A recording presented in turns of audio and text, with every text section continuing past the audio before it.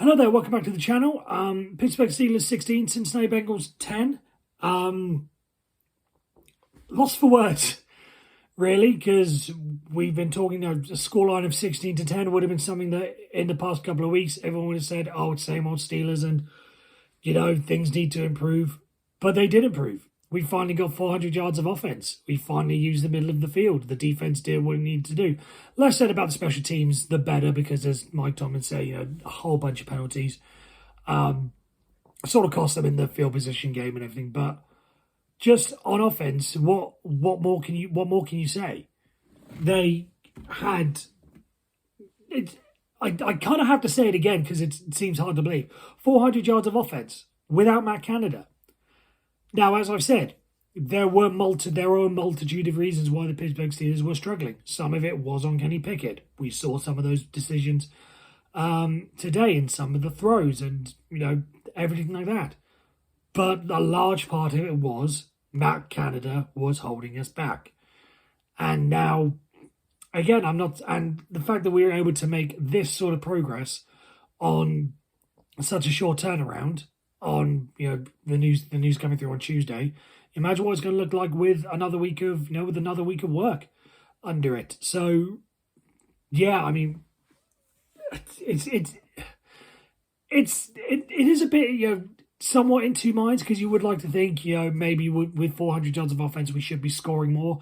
Again, let's bear in mind that there was the I believe it was the second drive, I think it was, the Deontay Johnson drop touchdown and then the Jalen Warren fumble. That could very easily on another day was 7 points. Arguably should have been 7 points in the eyes of the CBS people. I personally don't think it was a touchdown. I think if that gets challenged, I don't see that being overturned. But we were down there. We were we had the ball there. So even if that's a field goal, that's still an extra 3 points. So there were points left on the board, but overall, just great offense, and even just the fact that we were able to at times just take time of possession fantastically. With I think I pointed out the I don't think it was the touchdown drive, but there was one late on. I think it was for Chris Boswell's last field goal. We took 9 minutes off the clock in one of the drives. Which, as we've said, the problem is that the defense can't do it all themselves. If we keep giving them 3 and outs on offense, they need time to rest. They got time to rest, and as we showed, and as they showed, it helps because they can, they can make plays and keep them to, they can keep them to 10 points. Some of it may even have been less, because if you look at the plays we made and the tipped passes that just so happened to fall right into Jamar Chase's hands. On another day, those are batted down or they hit the floor and whatever. So again, defense, when you give them a chance, they can make it work. So yeah, I think that's really, it's just so good to be in this good a feeling. Again, it doesn't quite make sense because we did only score 16 points.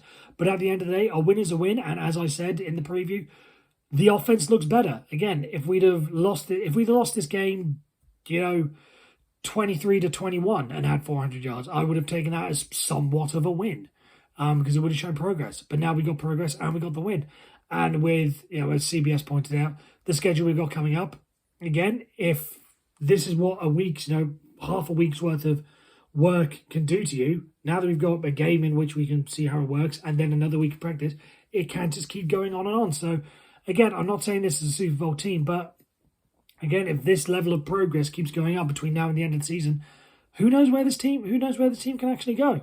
So yeah, we're now 7-4. As I was sort of saying, I was thinking, or at least worst case scenario, or our best case scenario is when maybe we split these 2 games. No, that was it. No, the worst case scenario was if we lost these 2 games, it'd be 6-5 still with a winning record. But now we're 7-4.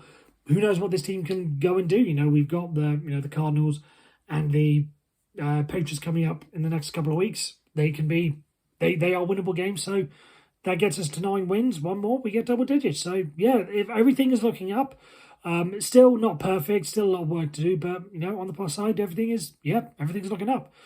So yeah, Steelers go to 7-4, and let's see what the rest of the FC North and the rest of the NFL has for us.